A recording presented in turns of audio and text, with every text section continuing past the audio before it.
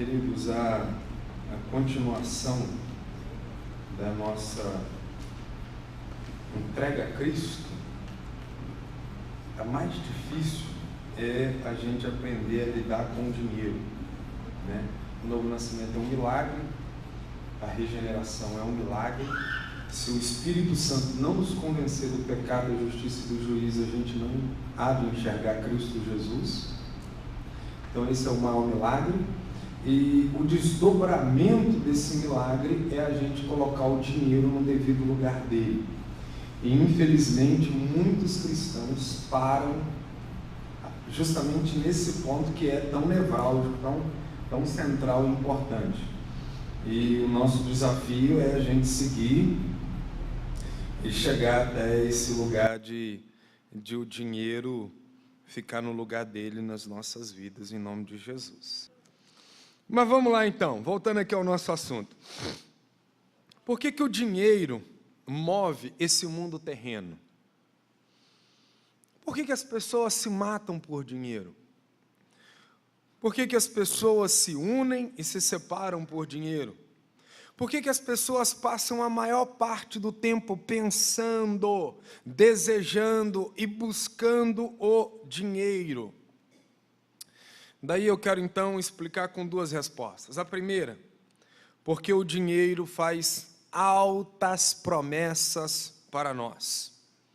E quais são as promessas que o mamon, através do dinheiro, faz? Veja algumas dessas promessas. Felicidade. O dinheiro bate na nossa porta e diz assim, ó, se você me tiver, você vai ser feliz. Se você me tiver, você vai estar em segurança. Você precisa ter dinheiro, porque se você tiver dinheiro, você vai ser uma pessoa aceita em todos os lugares e por todas as pessoas. Se você tiver dinheiro, você vai ter liberdade para ir e para vir. Quem tem dinheiro entra em qualquer país, o pobre não. Se você tiver dinheiro, você vai ter conforto, você vai ter respeito, você vai ter saúde, promessas do dinheiro. Promessas que a gente vê aí, toda hora, em todo lugar, propagandeando. Se você tiver dinheiro, você vai ter boa diversão, diversão com qualidade. Você vai ter poder. Você vai ter a última palavra. Você vai falar e as pessoas vão ouvir. Se você tiver dinheiro, você vai ter boa comida. Se você tiver dinheiro, você vai ter bom entretenimento. Se você tiver dinheiro, você vai ter moradia no endereço badalado. Então, são promessas do dinheiro. E o dinheiro chega para você e diz assim, olha, se você não me tiver na sua vida, você vai ser um sobrante nessa sociedade. Essa é a palavra da moda no mundo dos economistas. Antigamente se dizia assim, quem não tinha poder de compra, dinheiro, que não conseguia estabelecer negócios, era alguém excluído da sociedade. Só que esse termo excluído estava muito forte. Daí, então, eles tentaram suavizar o termo com o termo sobrante, como se fosse menos pior, não é? Alguém chegar para você e dizer, você é um sobrante, não tem nada de menos pior nisso. Então o dinheiro diz, se você me tiver, você não vai ser um sobrante, nem um excluído da sociedade, mas você vai ser alguém que vai estar dentro da engrenagem, você vai ser uma pessoa muito interessante, não é? Aliás, você entra lá, por exemplo, na internet, no Google, e você digita lá tênis, e tal, e você procura. Depois você abre o seu Facebook, tem tênis lá aparecendo, não é? Depois você vai para uma outra rede social, tem tênis lá aparecendo. Por quê? Porque há todo um sistema tecnológico que vai atrás da solução para a sua necessidade, não é? Tênis. Então, em primeiro lugar, o dinheiro ele é tão atrativo nesse mundo por causa das altas promessas que ele faz. Você vai ser feliz, você vai ter prazer, você vai ser uma pessoa assim, assada, etc, etc, etc. Mas a segunda explicação do porquê o mundo se move, se orienta, se organiza à busca do dinheiro, é porque o dinheiro é um poder, segundo Jesus. E eu quero ler esse texto com você. Eu quero te convidar a abrir a sua Bíblia em Mateus, capítulo 6, versículo 24.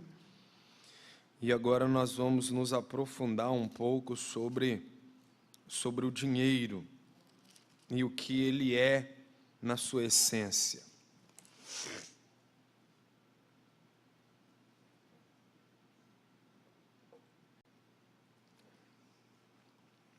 Para um economista, o dinheiro é apenas uma moeda com valor, uma moeda de troca, uma moeda de negócio. Para alguns de vocês, o dinheiro é só aquilo que passa na sua mão e vai diretamente para a companhia de água, para a companhia de energia, de telefone, e cartão da C&A, e cartão da casa, e do Visa, e Mastercard, não é?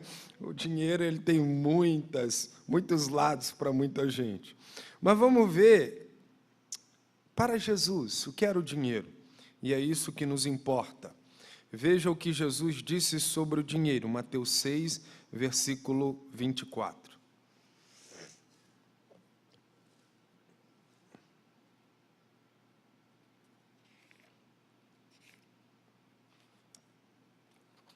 Pois vamos ler juntos?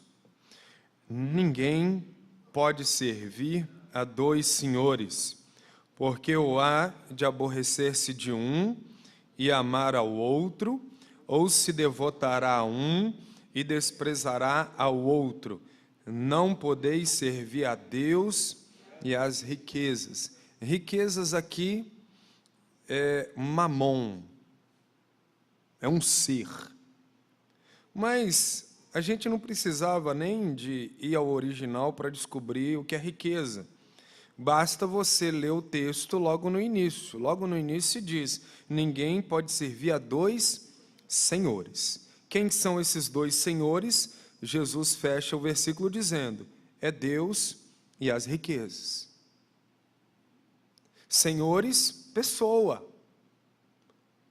Jesus está dando às riquezas uma pessoalidade, uma personificação. O que exatamente Jesus quis dizer sobre o dinheiro nesse texto? Eu quero te chamar a ver comigo uma interpretação correta que Jacques Ellul, nesse livro aqui, ó, O Homem e o Dinheiro, esse livro aqui é do pastor Wellington, ele me emprestou. Jacques Ellul, ele nasceu em 1912, morreu em 1994. Ele nasceu na França, ele foi um filósofo, um sociólogo, um teólogo e um notável anarquista cristão. E eu só li apenas um capítulo nesse livro, era o capítulo que mais me interessava, que fala sobre o dinheiro. E veja bem o que Jacques Ellul interpreta sobre o que Jesus disse aqui. Preste muita atenção, porque pode ser cansativo, a leitura às vezes é cansativo, mas se você prestar atenção, vai agregar um conteúdo muito interessante para você. Preste atenção. Jesus coloca o dinheiro na sua amplitude quando chama o dinheiro de mamon. Está aqui em Mateus 6,24 e também em Lucas 16,13. Sabemos que se trata de uma palavra aramaica que significa também riqueza. Mamon, riqueza, riqueza, mamon. Aqui Jesus personifica o dinheiro e o considera como um tipo de divindade. Ora, isto não deriva de forma alguma do meio circundante. Jesus não lançou mão de uma designação corrente do meio ao que falava, pois não parece que se tenha conhecido nos meios judeus e galileus, nem entre os pagãos próximos, uma divindade com este nome. Jesus não se refere a uma divindade pagã para se fazer compreender em relação ao fato de que é necessário escolher entre o Deus verdadeiro e um falso Deus. Parêntese aqui, minha explicação. Jesus está introduzindo um conceito novo. Até então, ninguém, em nenhuma religião, tinha olhado para o dinheiro como uma divindade. Jesus não está falando de algo que os judeus ou os gentios conheciam, ele está trazendo à luz o verdadeiro significado do dinheiro como uma divindade. Continuo aqui lendo Jacques Ellul. O que Jesus nos revela aqui é que o dinheiro é um poder. Este termo deve ser compreendido não no sentido vago de força, mas no sentido muito específico, corrente no Novo Testamento. O poder é o que age por si mesmo, que é capaz de mover uma outra coisa, que possui uma autonomia ou finge ter, que segue sua própria lei e se apresenta como um sujeito. Essa é uma primeira característica. Uma segunda é que o poder tem um valor espiritual. Ele não pertence somente ao mundo material, embora haja sobre ele. Ela possui um sentido espiritual, ou seja, por um lado, uma significação espiritual e, por outro, uma direção. O poder não é jamais neutro. Ele é orientado e, da mesma forma, orienta os homens. Enfim, o poder é mais ou menos pessoal e, assim como a morte surge com frequência na Bíblia como um tipo de força pessoal, da mesma forma aparece o dinheiro. Logo, este não é um poder pelo fato do homem dele se servir, ou por ser ele o meio da fortuna, pois a acumulação da moeda permite muitas coisas e etc. Ele é poder antes de tudo isto. E estes signos exteriores não passam de aparências deste poder que possui uma realidade por si mesma ou pretende ter. Quando nós falamos sobre a morte, nós falamos a morte veio sobre fulano, a morte veio sobre ciclano. A gente trabalha a morte não apenas como um conceito, como de fato a morte é, mas a gente trabalha a morte em termos românticos, como sendo uma pessoa. A morte veio, o anjo da morte, etc, etc, etc, etc. O dinheiro, de igual maneira, nós olhamos para ele, é um papel moeda, mas não se comporta como sendo apenas um papel moeda. Ele é um poder, ele é uma força, ele toma em si, dado pelas pessoas, ares de divino, de poder. Olha o que ele ainda diz. Compreendemos então que as questões levantadas pelo dinheiro não são consideradas na Bíblia como meramente de ordem moral. Elas são de fato, em primeiro lugar, de ordem espiritual. Trata-se de uma relação com um poder e não de um comportamento em relação a um objeto. Queridos, a relação que se tem com o dinheiro é uma relação com um sentimento de sagrado. E o Elu, ele vai trabalhando essa ideia. Tem outras coisas aqui que eu queria ler, mas eu não quero cansar vocês com essa leitura. Eu não vou indicar o livro para vocês, porque tudo que eu li do livro foi apenas um capítulo, então eu não sei se as outras coisas ele vai tão bem como ele foi aqui, pelo menos nessa parte que eu li para vocês, e uma outra que eu ainda vou ler. Pois bem, eu vou desenvolver um pouco mais isso, mas eu quero que vocês parem agora e prestem atenção. Nós estamos falando de algo que Jesus chamou de Senhor, que Jesus chamou de patrão, de que Jesus chamou de autoridade. O dinheiro pode ser o senhor da vida de alguém, o patrão da vida de alguém, tal como Deus é o senhor da vida de outros. Então o dinheiro, ele toma para si prerrogativas que são de Deus.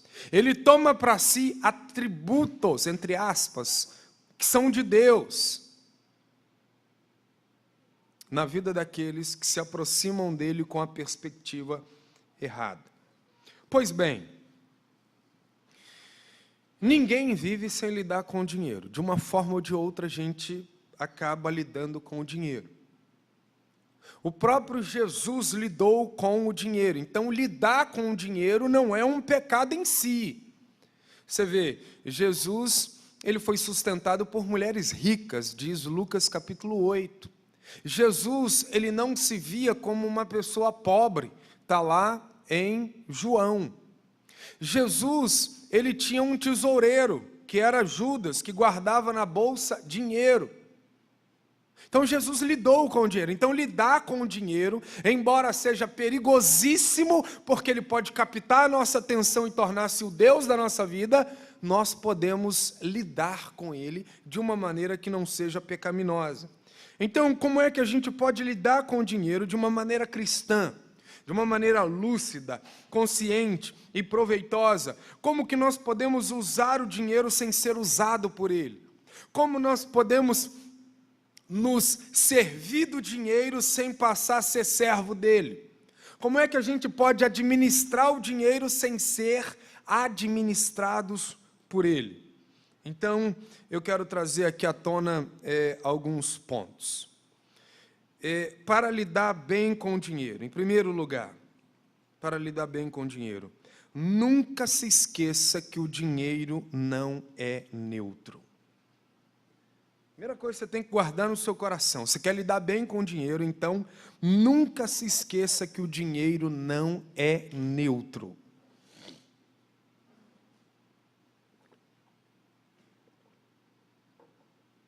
Há certas coisas, irmãos, que são elas podem ser muito boas, se a gente utilizá-las da maneira certa.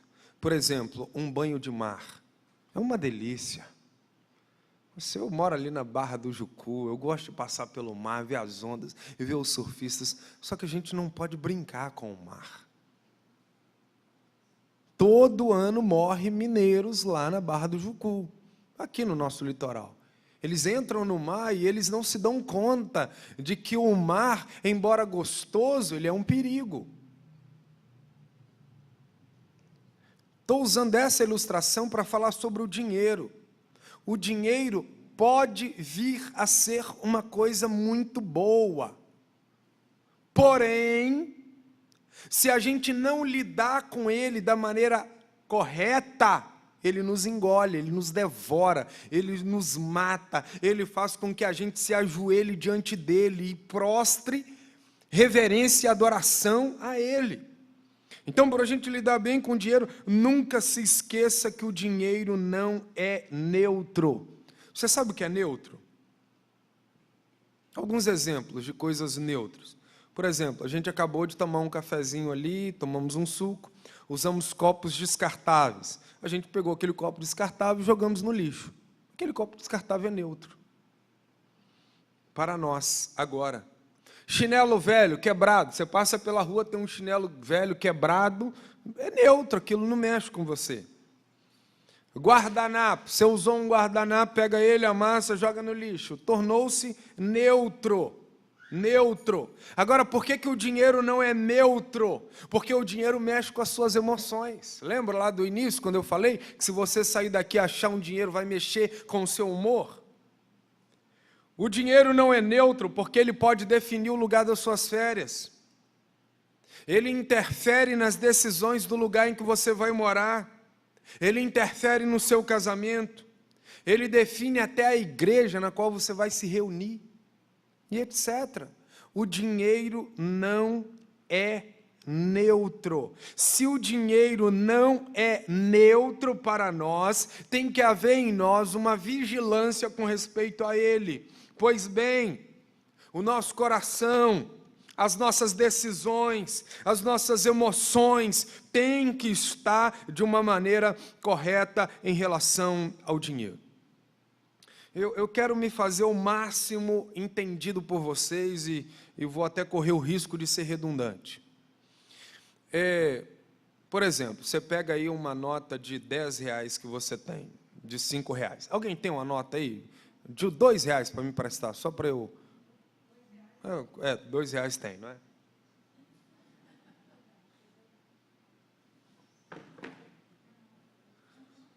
Eu estou sem carteira aqui.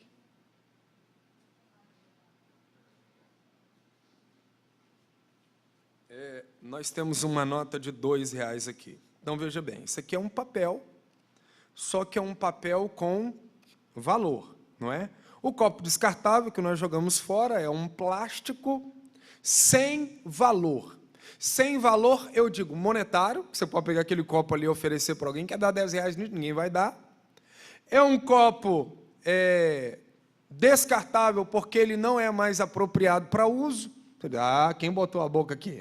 Não quero isso não. Dá um copo limpo aí, você pega um copo limpo. Isso aqui é um papel, só que é um papel com valor. Isso aqui você compra pão, 2 reais você compra pão. Isso aqui tem uso, isso aqui tem valor. Agora preste atenção, nesses 2 reais aqui, não há nele uma divindade, mas há uma ideia de um Senhor, de um espírito, de uma entidade, de uma divindade, que pode vir a instrumentalizar isso para o mal.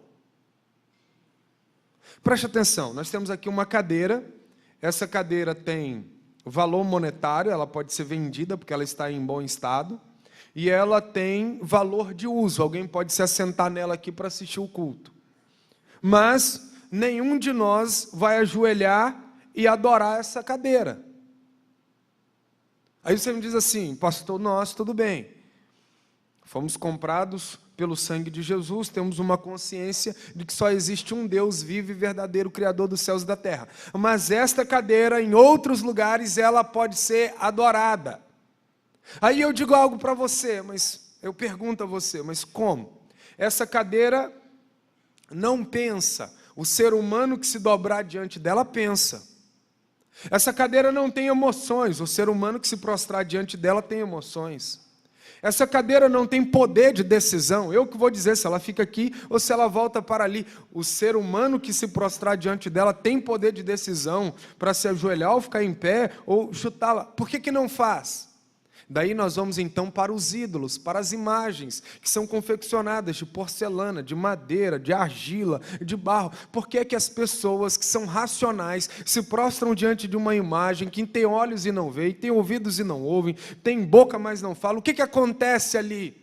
Há uma força maligna por trás daquele ídolo, se valendo dele para atrair pessoas para adoração. Então aquela imagem não é ela sozinha, há um poder de encantamento, há um poder de cegueira do diabo dizendo, prostre-se ali, aquilo ali vai te dar força, aquilo ali vai te dar poder. Daqui a pouco aquela imagem não é mais barro, aquela imagem é um ente, é um ser, é algo que pode te dar poder. É assim que funciona a relação com o dinheiro.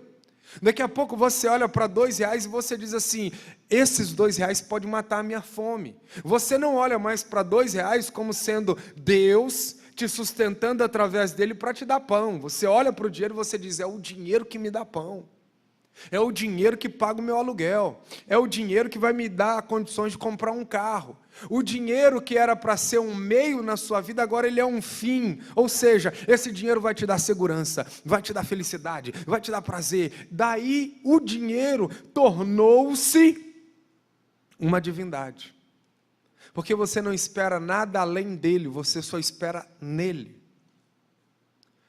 Quando Jesus diz que nós não podemos servir a 2 senhores, Jesus está dizendo, o dinheiro é perigosíssimo. Satanás vai utilizá-lo a fim de te desviar do caminho, a fim de te hipnotizar, a fim de te enfeitiçar, a fim de fazer com que você se prostre reverente a ele. E aí então o dinheiro vai determinar o quê? O seu casamento, o lugar onde você vai trabalhar, a sua ética, a sua moral, o seu corpo e tudo mais. Então, se a gente quer romper com os grilhões do dinheiro, nós temos que olhar para o dinheiro e saber, ele não é neutro. Se eu não vigiar o coração, isso aqui vai me engolir, isso aqui vai me matar. Eu vou olhar para isso e vou pensar que disso vem a minha força, como para Popeye a força vinha do espinafre, não é? Jesus disse assim, onde está o teu tesouro, aí estará também o teu coração. Vigie. Em segundo lugar, para a gente lidar bem com o dinheiro, entenda que o dinheiro não determina o valor de uma pessoa.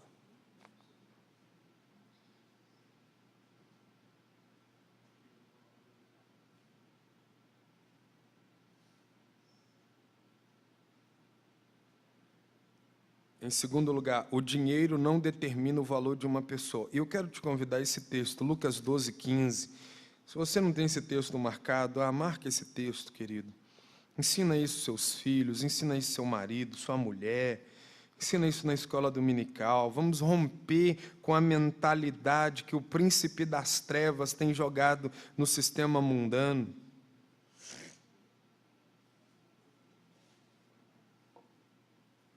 Nós vivemos um tempo em que para você ser, você tem que ter. Para você ser reconhecido, você tem que ter dinheiro. Para você ser respeitado, você tem que ter dinheiro. Para você ser, você tem que ter. E Jesus vai desconstruir isso. Jesus vai dizer, não. O valor de um ser humano não está agregado a dinheiro, agregado a carro, a casa, a emprego. Existe um valor intrínseco no ser humano. Lucas 12:15, vamos ler juntos? Tende cuidado e guardai-vos de toda e qualquer avareza. Bem forte agora, eu estou lendo Lucas 12:15, vamos lá? Porque a vida de um homem não consiste na abundância dos bens que ele possui. Preste atenção. Se você acha que você só será alguém quando você tiver muitos bens, ou um salário top, do ponto de vista do mundo, significa que o Deus Mamon dominou o seu coração.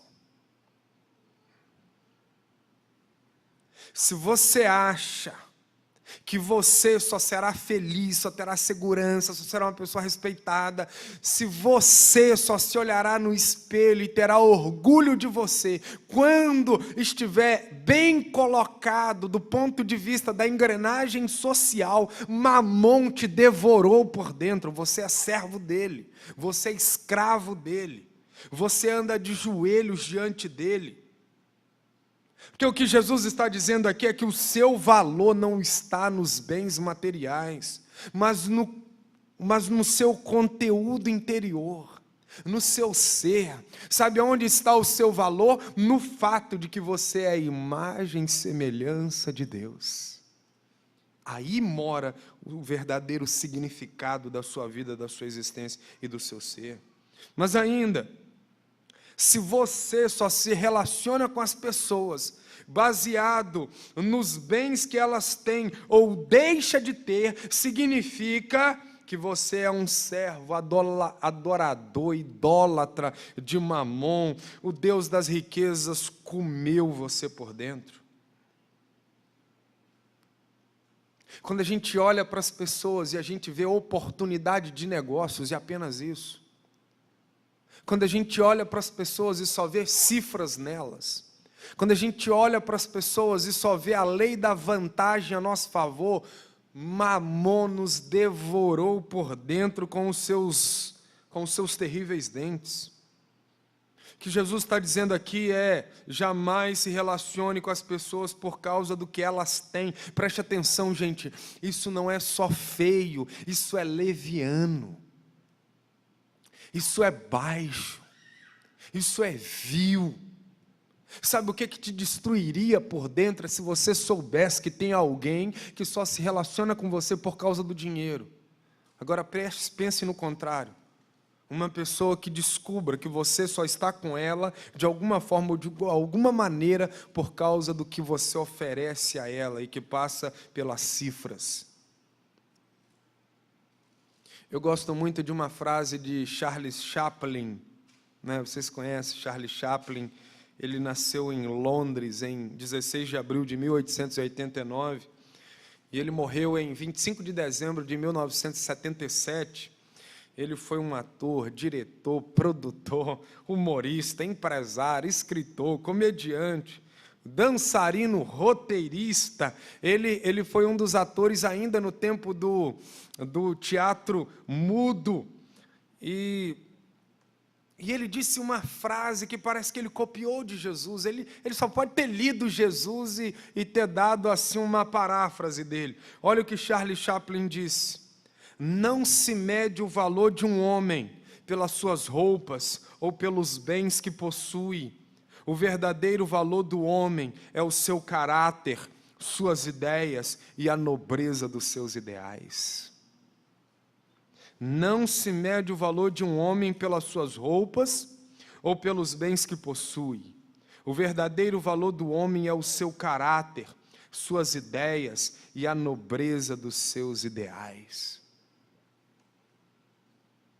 Jesus Cristo, certa vez, ele disse o seguinte: quando você for dar uma festa, não convide pessoas ricas, bem-sucedidas, os seus amigos, os seus parentes, os seus vizinhos ricos, para não suceder que eles, por sua vez, te convides e sejas recompensado. Jesus diz assim: antes, ao dares uma festa, um banquete, convida os pobres, os aleijados, os coxos e os cegos, e serás bem-aventurado, pelo fato de não terem eles com que recompensar-te. A tua recompensa, porém, tu a receberás na ressurreição dos justos. Eu sei que para muitos cristãos esse é um texto que não devia estar na Bíblia. Senhor Jesus, aí o senhor pegou pesado. Eu quero dar uma festa para quem possa me convidar depois na festa deles. Eu quero dar uma festa para gente rica, eu quero marcar presença com quem possa me recompensar de alguma maneira. Aí o senhor vem, diz para dar uma festa, chamar pobre, chamar aleijado, chamar coxo, chamar cego. Jesus é o contraponto desta sociedade. Deixa eu falar, sabe o que destrói uma igreja? Eu falei lá atrás, quando uma igreja começa a estabelecer grupinhos pela condição socioeconômica, cultural dos seus membros. Sabe quando Mamon não devorará o seu coração, ou vai significar que ele não devorou?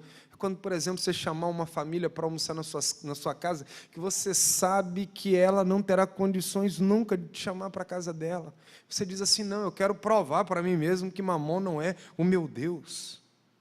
Mas seguindo adiante, em terceiro lugar, para lidar bem com o dinheiro, coloque o dinheiro no seu devido lugar. Qual é o lugar do dinheiro? Leia comigo Provérbios 23, versículo 4 e 5. Provérbios 23, 4 e 5.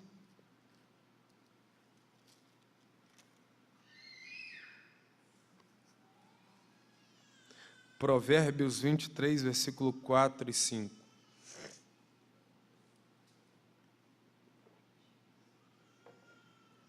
Para lidar bem com o dinheiro, coloque o dinheiro no seu devido lugar. Que lugar é esse? Provérbios 23, versículo 4 e 5 diz assim: não te fatigues para seres rico, não apliques nisso a tua inteligência, porventura fitarás os olhos naquilo que não é nada, pois certamente a riqueza fará para si asas, como a águia que voa pelos céus. Porventura fitarás os olhos naquilo que não é nada. O que não é nada, Salomão? Nada é a riqueza. Salomão coloca o dinheiro no seu devido lugar. Veja bem, o dinheiro pelo qual os homens se matam, se vendem, se prostituem, mentem, negociam, enganam e etc., a Bíblia chama de nada. Preste atenção aqui. Nada, no sentido de que o dinheiro e as riquezas são ilusórios, são vaidades, são enganos. Se você quiser se aprofundar no assunto, eu vou te indicar um texto. Leia em casa Eclesiastes capítulo 5, do versículo 8 ao versículo 20. E leia também em casa a primeira carta de Paulo a Timóteo, capítulo 6, onde o apóstolo Paulo diz que nós não devemos depositar a nossa esperança na instabilidade da riqueza. Salomão está dizendo que o dinheiro não é nada, porque o dinheiro que hoje pode estar nas suas mãos, amanhã pode fazer para si asas e voar como a águia pelos céus. Eu tenho uma ovelha, o Wildson, a Edna e o Alexandro, eles moram em Santa Leopoldina. E um dia eu estava visitando eles e passeando pela cidade, e tem uma ponte sobre o rio que corta Santa Leopoldina. E é uma ponte assim muito alta, embaixo você vê pedras e pedras por onde corre o rio. Quando o presidente Collor, no início da década de 90, ele segurou o dinheiro que as pessoas tinham na poupança. Esse homem, que era um grande fazendeiro lá em Santa Leopoldina, que tinha muita grana, quando ele soube disso, ele foi ao banco e viu que todo o seu dinheiro estava preso. Ele surtou. Ele foi até essa ponte, lá em Santa Leopoldina, e de lá ele se jogou de cabeça naquelas pedras e morreu. Ele não tinha consciência de que o dinheiro não era nada. Nada no sentido de que é ilusório. Queridos, hoje a gente pode ter muito, amanhã a gente pode ter nada. Uma enfermidade no seu filho consome todo o dinheiro que você tem. Um problema no seu marido de saúde, você põe todo esse dinheiro a perder. A sua profissão, que hoje te rende muito, amanhã pode ser uma profissão que cai em desuso. Quantas profissões a gente já teve no passado que hoje não faz mais sentido nenhum. O Estado pode quebrar, funcionários públicos acreditam que eles estão firmados de maneira granital, assim, granito, inquebrável. O governo pode quebrar, querido. O que Salomão está dizendo é isso: não apliques a sua inteligência, o seu tempo, a sua energia, o seu coração em ganhar dinheiro, porque isso é nada, pode fazer asas voar, e aí você cai em depressão, cai em angústia, você se mata, se suicida, você arrebenta com seus relacionamentos, você estraga a sua vida, porque você depositou toda a sua confiança no dinheiro. Coloque ele no devido lugar. Mas, em quarto lugar, para lidar bem com o dinheiro, entenda que o dinheiro não tem nenhum valor para o dia final. O dinheiro não tem nenhum valor para o dia final.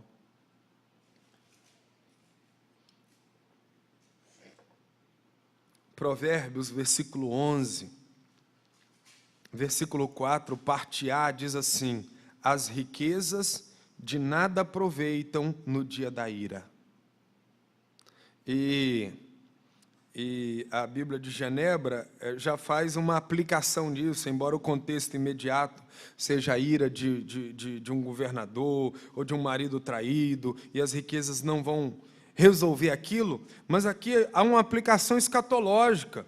As riquezas que o homem amealha durante a vida não terá proveito nenhum no dia em que ele partir e ter que se encontrar com Deus. Queridos, preste atenção, em nome de Jesus. Nós somos cristãos. O que determina a nossa vida, o que determina o quê? Não é a nossa vida na terra que determina o céu, mas é a nossa visão do céu que tem que determinar a nossa vida na terra. Esta é a lógica correta. Então preste atenção, se o dinheiro não tem nenhum valor para o dia final, isso por si só já devia nos levar a ressignificá-lo, a reinterpretá-lo, a repensá-lo na nossa hierarquia de valor. O filósofo cristão C.S. Lewis, ele ficou assim conhecido popularmente depois que foram lançados os filmes As Crônicas de Nárnia. C.S. Lewis tem uma frase que é maravilhosa. C.S. Lewis diz assim: o que não é eterno é eternamente inútil. O que não é eterno é eternamente inútil. Um poeta já disse o seguinte, deixa eu ler, eu achei muito interessante. Quem confiar no dinheiro, achando que ele é tudo, vai ficar pasmado e mudo. No momento derradeiro, quando Deus verdadeiro por esse mundo findar, dinheiro não vai salvar os que confiarem nele e vai juntinho com ele para sempre se acabar. É por isso que Jesus disse: pois que aproveitará o homem se ganhar o mundo inteiro e perder a sua alma. Mas ainda, em quinto lugar, para a gente lidar bem com o dinheiro, entenda que o amor ao dinheiro está em contraposição ao amor a Deus.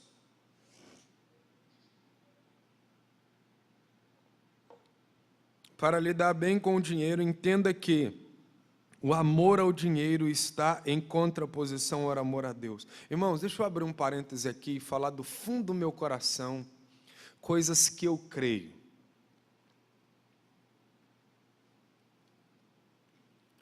Quando Deus abre as portas para uma igreja fazer uma reflexão desse tipo, eu creio do fundo do meu coração que Deus quer abençoar pessoas dentro dessa igreja financeiramente. Só que antes de Deus derramar a bênção, Ele prepara a gente. É como uma terra que antes de receber a semente, ela tem que ser arada, ela tem que ser preparada, para que aquela semente caia e depois ela produza saudavelmente frutos. Tem muita gente dentro das nossas igrejas que, se Deus derramar uma bênção financeira grandiosa, ou abrir uma grande porta de um emprego, elas vão fazer besteira na vida, porque elas não vão ter a consciência do devido lugar do dinheiro. Mas quando Deus prepara um tempo como esse aqui, e vai cavando o nosso coração, e vai tirando coisa de dentro da gente, vai chocando a gente, aí Ele nos prepara, para que quando a bênção dEle vier, a gente não fique como bestas, achando que aquilo ali é tudo, mas olhando para aquilo apenas como um meio, sabendo que Ele é a fonte, sempre será, e louvado seja o nome dEle. Amanhã eu vou trabalhar um pouco sobre isso, sobre essa questão do dinheiro chegando nas nossas mãos, das bênçãos de Deus, mas eu não posso colocar o domingo antes do sábado. Esse tempo é um tempo da gente se conscientizar, para que o domingo pela manhã a gente veja a bênção de Deus também passando pela questão financeira. Fecha esse parênteses e volto aqui ainda, em que Deus está nos preparando. Para lidar bem com o dinheiro, entenda que, em quinto lugar, o amor ao dinheiro está em contraposição ao amor a Deus. É o versículo de Mateus 6, versículo 24, que nós lemos. Vou repetir as palavras de Jesus. Ninguém pode servir a dois senhores, porque ou há de aborrecer-se de um e amar ao outro, ou se devotará a um e desprezará ao outro. Não podeis servir a Deus e às riquezas. Preste atenção aí, gente, nas palavras de Jesus, nesse ponto aqui, ó. Ou há de aborrecer-se de um e amar ao outro. Eu quero mais uma vez te convidar aqui para a gente ver a interpretação correta de Jacques Ellul, neste livro aqui, sobre o assunto ao amor ao dinheiro. Olha o que ele diz assim: quando nos é possível escrever, segundo as indicações bíblicas, que o conflito é definitivamente um conflito amoroso. Deus e o dinheiro é um conflito amoroso aqui no nosso coração. Uma escolha entre o amor a Deus ou o amor ao dinheiro. Ainda é preciso observar que a palavra amor aí não tem um sentido mais ou menos vago, uma paixão mais ou menos válida, de toda forma uma ação limitada. Na verdade, o amor na Bíblia é completamente totalitário. Ele vem do homem integralmente, ele engaja o homem por completo e o vincula sem distinção. O amor atinge o fundo, as raízes do ser, não o deixa intacto. Ele conduz a uma certa identidade, uma certa assimilação entre aquele que ama e aquele que é amado. Por isso que Jesus está dizendo aqui, ó, tem dois senhores, não dá para servir os dois, você vai ter que escolher um. Mas se você optar por um, saiba, você vai aborrecer o outro. Mas se você aborrecer o primeiro, você vai amar ao outro. Mas preste atenção, amor na Bíblia, aqui nas palavras de Jesus, não é aquele amor assim, eu te amo, meu irmão, mas você para lá, eu para cá. Eu tenho uns sentimentos gostosos a seu respeito. Não, amor na Bíblia é algo que nos toma por completo. É algo que mexe as nossas emoções, é algo que vai mudar nossa caminhada, é algo que vai nos rasgar e nos atravessar e ser o Senhor da nossa caminhada. É isso que a Bíblia fala. Agora preste atenção ainda aqui. E na medida que o amor é totalitário, biblicamente, ele não suporta a partilha. O homem não pode ter duas vidas espirituais. Ele não pode ser compartilhado. Ele não pode oscilar para um lado e para o outro. Ele não pode nem servir, nem amar a dois mestres, porque o amor nos faz seguir rigorosamente o caminho daqueles que nós amamos. Não podemos amar duas coisas ao mesmo tempo. Jesus marca de forma bastante dura a necessidade da escolha. Ou ele amará um e odiará o outro. Amar um não é, portanto, somente ser estranho ou indiferente ao outro, é odiar ao outro. Isso aqui é profundo demais, gente.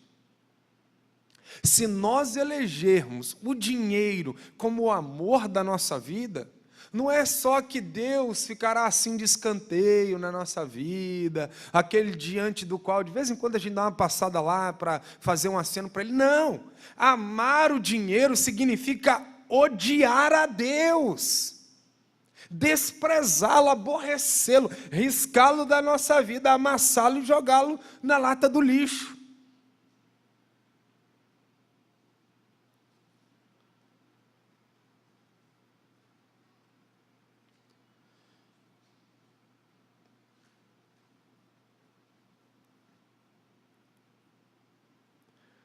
Quando somos tomados por Ele, e quem poderia se vangloriar de escapar-lhe? Nossa força é insuficiente. Ele está falando, se a gente decidir amar o dinheiro,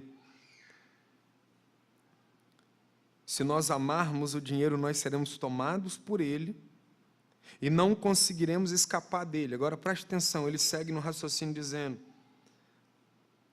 para quebrar esse amor ao dinheiro é preciso uma intervenção de Deus. Mas aqui ainda tomemos cuidado para não simplificar demais as coisas. Quando Deus se degladia contra essa potência que nos possui, pois ela suscitou em nós o amor, quando Ele arranca o tesouro a qual estamos apegados, é contra nós mesmos que Ele se volta. A libertação operada por Deus não se dá por um passe de mágica que nos deixa intactos tal como éramos. Trata-se de uma libertação de uma parte de nós mesmos e, por consequência, podemos ter a impressão de estarmos sendo amputados, diminuídos. Deus que nos liberta das amarras desse poder, destrói também em nós as raízes que foram criadas, Ele nos salva, mas como diz Paulo, por meio do fogo, pois se trata de destruir o que não resiste a esse fogo. Queridos, isso aqui é sério demais para a gente só fechar os olhos e dizer, vamos viver a vida.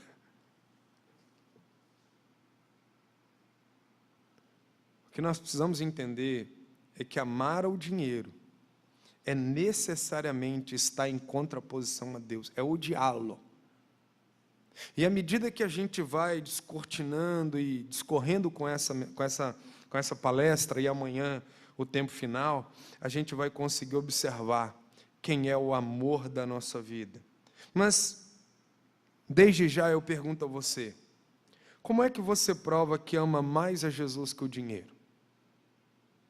Deixa eu beber uma água enquanto você pensa.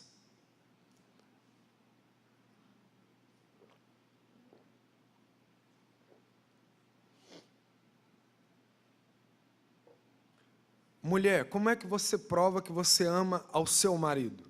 Você prova que você ama ao seu marido, primeiramente, sendo fiel a ele, não é? Então você ama a ele quando você diz não para todos os demais homens, romanticamente falando. Você o ama na medida em que você tenta agradá-lo, na medida em que você passa tempo com ele. E vice-versa. Como é que você, marido, ama sua esposa? Quando você risca todas as demais mulheres da sua vida, romanticamente falando, e só a tem como mulher da sua existência. Você dá tempo para ela, você vive para ela, todos os recursos que você tem, você compartilha com ela e quer. Aí você prova amor. E como é que a gente prova que a gente ama mais a Jesus que o dinheiro? Será que tem uma outra fórmula de mostrar que a gente ama mais a Jesus que o dinheiro?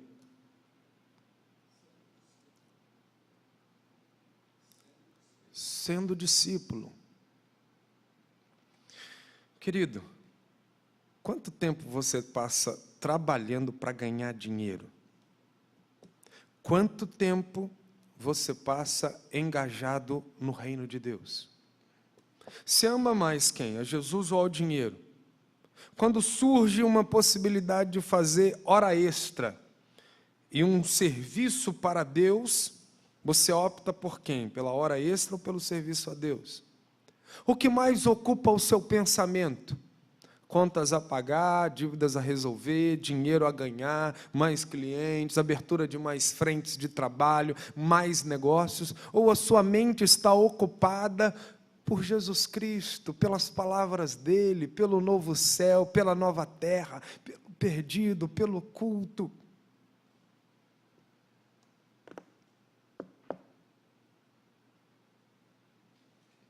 Quem você ama mais?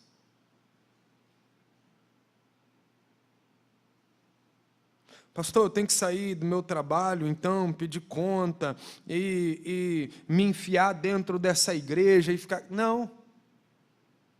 Claro que não. Jesus mandou a gente trabalhar, do suor do teu rosto comerás. A questão é, você trabalha somente para ganhar dinheiro ou você faz do seu trabalho um campo missionário e ainda de gruja ganha dinheiro?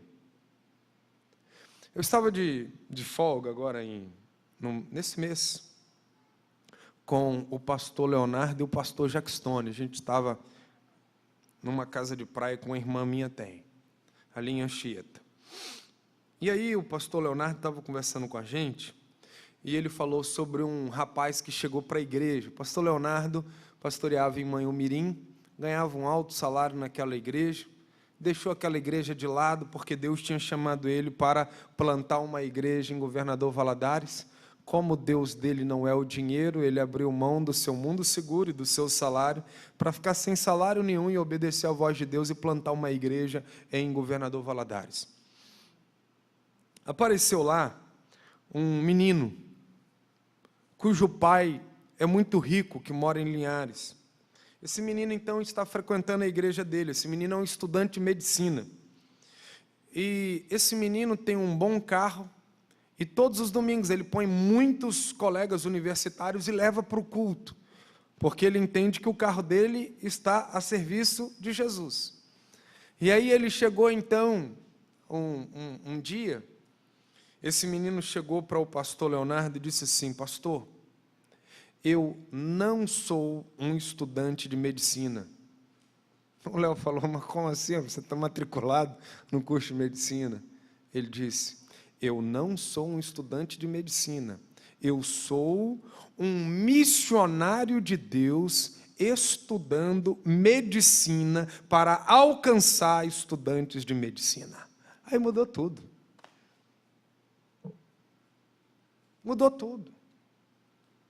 E aí os amigos dele, que estão indo lá na igreja do pastor Leonardo, levado por ele, Dizem assim para o pastor Léo: a gente não entende esse cara, a gente está lá se matando de estudar, virando noites e noites e noites, e esse cara estuda e ainda tira nota boa, e esse negócio de Jesus e prega. Estão vendo a diferença? Não é que a gente vai deixar o trabalho, não é que a gente vai deixar o mundo secular, vidas lá precisam ser ganhas. Agora, você é um advogado cristão ou você é um cristão, antes de tudo, que exerce a advocacia? Você é um pedreiro ou você é um cristão que também é pedreiro e enquanto é pedreiro, você leva o reino de Deus adiante? Aí muda tudo, queridos. Aí o amor ao dinheiro vai sendo escanteado. E o nosso amor a Deus vai se revelando no trabalho. Né? Porque aí, primeiro, a gente não fica matando o trabalho, não fica chegando atrasado no trabalho, a gente não fica trabalhando sob vistas, a gente trabalha para a glória de Deus, louvando a Deus, se deixando revelar Jesus em nós. E ainda Deus nos dá dinheiro para viver nessa sociedade. Quem você ama mais, o dinheiro ou a Jesus Cristo? E eu vou além. Você usa Jesus Cristo para ganhar dinheiro ou você usa o dinheiro para adorar a Jesus? Tem isso ainda.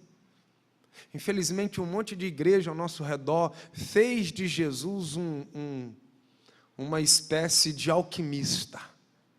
Que sai tocando nas nossas vidas, tudo que ele toca vai virando ouro nas nossas vidas. Assim. Eu vim para Jesus, quem vai tocar nessa camisa vai virar ouro, eu nunca mais vou precisar trabalhar. Não é? As pessoas estão querendo usar Jesus para ganhar dinheiro, quando na verdade a lógica é contrária. Eu vou usar o dinheiro para glorificar o meu Rei, o meu Senhor e o meu Salvador, Jesus Cristo. Mas ainda estamos caminhando para o fim. Para lidar bem com o dinheiro, entenda: o que o dinheiro não compra sempre vale mais do que o dinheiro compra. O que o dinheiro não compra sempre vale mais do que o dinheiro compra. Se você tem filho pequeno dentro de casa, adolescentes, por favor, ensine isso a eles. O que o dinheiro não compra sempre vale mais do que o dinheiro compra.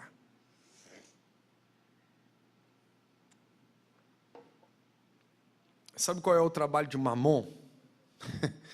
O trabalho dessa pseudo-divindade é nos cegar para o que realmente tem valor nesta vida. Então eu quero te chamar agora a relembrar comigo o que realmente tem valor. E vamos ver se o que realmente tem valor passa necessariamente pelo dinheiro. E o que eu vou falar aqui é o que poetas escreveram, o que eu vou falar aqui é o que músicos cantaram. Pessoas já disseram, não estou falando nada novo, não estou inventando, eu estou extraindo do mundo ao meu redor. Tem uma galera que está liberta desse poder de Mamon. E estas pessoas então estão dizendo o seguinte: o que o dinheiro compra sempre tem menos valor do que o dinheiro não compra. Com o dinheiro, você compra entretenimento, mas não compra felicidade. Compra empresa de segurança, mas não compra a eliminação dos seus medos. Compra óculos, mas não compra uma boa visão. Compra casa para morar, mas não compra uma família unida. Compra alimentos, mas não compra apetite. Compra rede, cama e colchão, mas não compra um suave sono para dormir. Com o dinheiro se compra livros, mas não o entendimento, a sabedoria e a inteligência. Com dinheiro compra-se remédios e planos de saúde, mas não se compra saúde. Com ele pode-se fazer cirurgias plásticas caríssimas, mas jamais o direito de voltar a ser jovem. Compra até bolsas de sangue, mas não a vida. Com ele compra companhias, damas da noite, mas nunca amizades verdadeiras. Com o dinheiro compra-se sexo, mas não o verdadeiro amor. O dinheiro compra votos, mas não a ética. Compra uma boa defesa jurídica, mas não compra uma consciência tranquila. Compra roupas, mas não o respeito. Compra uma fazenda com águas tranquilíssimas, mas não compra paz interior. O dinheiro compra um relógio, mas não um tempo que vale a pena. Compra uma Bíblia, mas não a fé. O dinheiro compra a terra, mas não compra o céu. O dinheiro pode até ser um instrumento para o bem na vida, mas não é tudo de bem nesta vida. Em outras palavras, o que a gente não pega sempre vale mais do que o que a gente pega. Ensina isso. O que a gente não pega sempre vale mais do que o que a gente pega. Amor a gente não pega, felicidade a gente não pega, paz de espírito a gente não pega, consciência tranquila a gente não pega, prazeres a gente não pega. Mas a gente pega motos, a gente pega carros, a gente pega casas, a gente pega roupas, a gente pega sapatos, a gente pega brincos, a gente pega óculos, a gente pega papel. Mas nada disso vale mais do que aquilo que a gente não pega. Eu quero concluir essa palestra dizendo para você o seguinte: o Deus Mamon quer nos impedir de ver o que realmente tem valor nesta vida. E por quê? Preste atenção nisso. Qual que é o propósito de Mamon nos cegar para o que realmente tem valor nesta vida? Criar em você frustrações, criar em você insatisfações, criar em você um sentimento de fracassado, de fracasso total. Quando o Mamon consegue convencer você de que o que realmente tem valor nesta vida é aquilo que a gente compra com dinheiro e aquilo que a gente pega nas mãos, ele vai gerar em você depressão, sentimentos suicidas por não ter alcançado onde você poderia ter alcançado. Agora, observe comigo como Mamon cega as pessoas para os verdadeiros valores com alguns exemplos, e eu encerro essa palestra. Por exemplo, você quer R$1 milhão?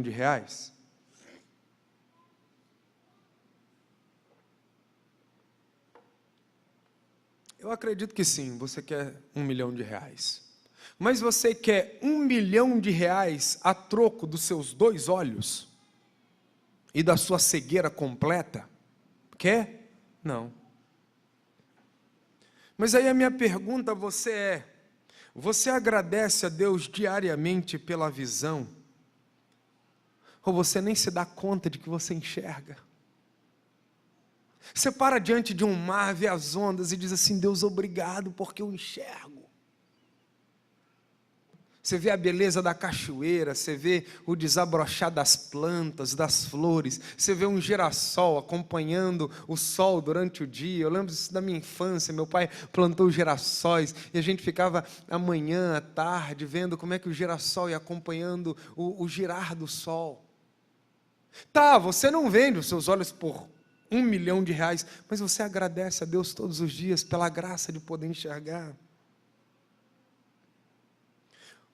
Olha como é que Mamon quer cegar as pessoas. Você quer R$5 milhões? Eu disse: sim, pastor, se for 5 milhões de origem honesta, lícita, dentro dos meios legais, eu quero. Agora, você quer R$5 milhões pelos seus filhos? Aí você diz assim: não. Mas a pergunta que eu faço é: você adora a Deus pelos filhos que Ele lhe deu? Ou você vive a busca do dinheiro de modo que nem tempo para abraçar os seus 2 filhos você tem? Você quer um prédio no centro de Nova York? Claro, pastor, se for um prédio lícito, de origem lícita, passando por todos os meios legais. Claro que eu quero um prédio no centro de Nova York, na Times Square. Mas eu pergunto a você, você quer um prédio no centro de Nova York a troco da sua salvação eterna? Você que é cristão vai dizer, obviamente, não. O não crente vai dizer, eu não creio nem nesta vida direito, quanto mais na outra. Venha em mim, um prédio no centro de Nova York. Mas nós não. Nós não trocamos a nossa salvação por um prédio no centro de Nova York. A minha pergunta a você é, mas você passa o tempo pensando lá nas coisas do alto, naquele dia em que a última trombeta há de tocar, os anjos hão de vir anunciando a chegada do rei. Você se flagra pensando nesse encontro da noiva com o noivo, ou tudo que passa pela sua consciência o tempo inteiro é adquirir mais coisas na terra, tudo aqui na terra. Você não troca a sua salvação pelo prédio em Nova York, mas você vive toda hora negociando a sua salvação com outras coisas de maneira inconsciente, de tal modo que você já nem se dá conta de que você foi engolido por isso. É como você chegar para um peixe e perguntar assim, ei peixe, como é que está essa água aí? O peixe vai dizer, água? Que água? Você está dentro de uma água, você não sabe não? Você está mergulhado no mar. Rapaz, nem sabia, para mim isso é tão natural, eu nem sabia que isso era água. Tem gente para quem você prega isso, o cara vai dizer, esse cara ficou louco, esse Welton é um alienado, é um romântico, é um garoto ingênuo, tadinho. Olha, ele não sabe em que mundo ele vive. É porque a pessoa está tão absorvida pelo Deus Mamon, que ela não consegue sequer pular fora e olhar para Mamon de fora. Você quer um carro modelo Camaro, ou Ferrari, ou Lamborghini, ou Porsche? Você diz, quero. Se for de modo legítimo e para ser uma bênção na minha vida, quero. Mas eu lhe pergunto de novo, você quer um carro modelo Camaro, Ferrari, Lamborghini ou Porsche a troco das suas duas pernas? Não. Não, pastor, Deus me livre. Posso não andar sobre as rodas do Camaro, mas prefiro andar sobre as havaianas que eu calço. Mas a pergunta que eu faço é, por que você então não sai para uma caminhada de oração, sentindo o chão debaixo dos seus pés como criação de Deus? Queridos, o Mamon tem conseguido cegar muita gente. E é por isso que a gente tem visto tantas pessoas se afundando em medicamentos, tanta gente se afundando nas terapias para tentar resolver essa angústia, tanta gente que vem para um culto como esse, se assenta aqui e parece que é até filho do diabo, de tão triste que anda. Entra aqui e se sente como um derrotado, sabe por quê? Porque a salvação em Cristo já não é mais o centro da vida dela, porque se a salvação em Cristo fosse o centro, ela ia entrar nesse lugar alegre, dizendo, eu sou filho de Deus, aguardando a plena redenção que um dia me virá, e isso para mim é tudo. Eu fecho com uma frase que eu digo sempre, não temos tudo na vida, mas não tem problema, temos o importante, a vida. Podemos não ter tudo na vida, mas o que importa, temos o suficiente, a vida. Não temos tudo na vida, mas não tem problema, nós temos o mais importante, a vida. A vida física e, sobretudo, a vida eterna que habita em nós. Que Deus nos abençoe e que a gente durma com esse barulho hoje nas nossas consciências e que amanhã a gente venha para cá para crescer um pouco mais sobre como que a gente pode profanar esse Deus Mamon, glorificar a Deus e usufruir com alegria, beleza e sabedoria das bênçãos que Ele nos dá, e que muitas delas passam pela vida financeira. Então, quero convidar o pastor Wellington para orar e até amanhã, se Deus quiser.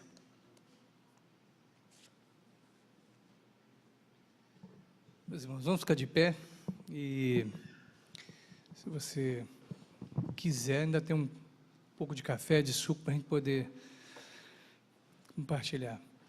Meus irmãos, certamente quem chega primeiro bebe água limpa, né? Amanhã nós teremos muito mais gente, com certeza, mas eles vão ficar prejudicados porque não tiveram oportunidade, ou não puderam, ou não quiseram ter oportunidade de ouvir o que nós ouvimos hoje. Certamente isso vai fazer diferença para mim e para você, é nessa certeza que a gente se despede aqui nessa noite. Vamos falar com o Senhor. Deus, muito obrigado mesmo por o Senhor nos lembrar, nos ensinar, nos incomodar o coração com a sua palavra a respeito de algo que, sem a gente perceber, toma lugares de destaque na nossa vida. Nos perdoa por isso, nos ajuda a perceber isso com mais rapidez, com mais facilidade, e que a gente consiga ter o Senhor como Deus único da nossa vida realmente, e não o mamon, o dinheiro, ou o que o mamon leva, o poder, a posição, seja o que for. Pedimos ao Senhor que continue trabalhando no coração da gente, por tudo que nós ouvimos aqui nessas horas que passamos juntos, e que amanhã o Senhor nos traga aqui novamente, para poder continuar tomando decisões e sendo tratados pelo Teu Santo Espírito. Obrigado pela palavra do pastor Wellington, por tudo que ele está trazendo para a gente aqui. O Senhor guarde também com os Teus cuidados, ele, sua família, e o traga novamente aqui amanhã pela manhã, em nome de Jesus. Amém.